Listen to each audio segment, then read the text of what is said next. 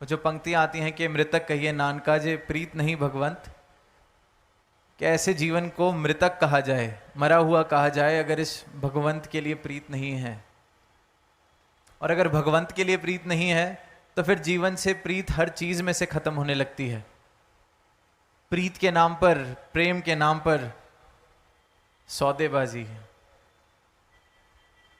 जहां देखते हैं कि किसी जीवन में प्रेम हो तो वहां संसारिक रूपों में जिसे दुनिया कहे कि बड़ी कमी है, पर वो कमी महसूस नहीं होती क्योंकि प्रेम इतना भरपूर।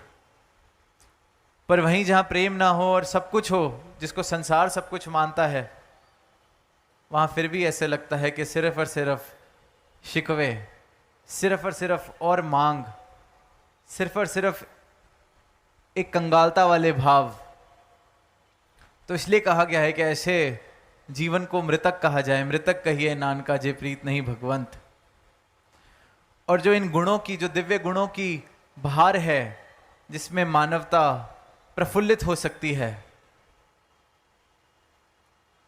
एक सुंदर जीवन के वृक्ष लग सकते हैं इन दिव्य गुणों के बहार के अंदर, इंसान इससे वंचित है। जैसे कि एक पेड़ लगा हो और उसकी जड़ें नाकाम हो जाएं जमीन से पानी खींचने के लिए, तो उस पेड़ को पोषण कैसे मिलेगा? इसी प्रकार इंसान इस प्रकार जड़ होता जा रहा है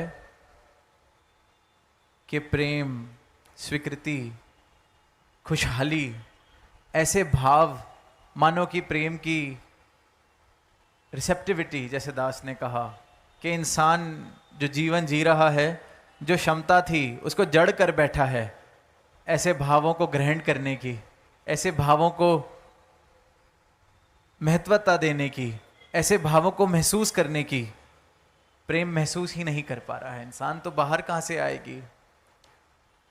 शायर ने पंक्तियां कहीं कि मुझको एहसासे रंग बू ना हुआ, यूं भी अक्सर बाहर आई है। बाहर तो आई पर मुझे ना रंग का एहसास हुआ, ना खुशबू का एहसास हुआ, अक्सर ऐसे ही बाहर आई।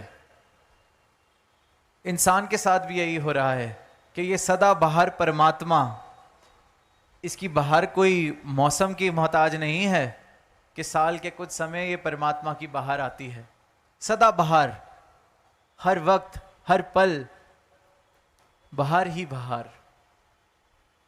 पर इंसानी जीवन ऐसे हैं कि पूरे पूरे जीवन खत्म हो रहे हैं, पूरी पूरी इस शरीर की यात्रा खत्म हो जाती है और एहसासे रंग बू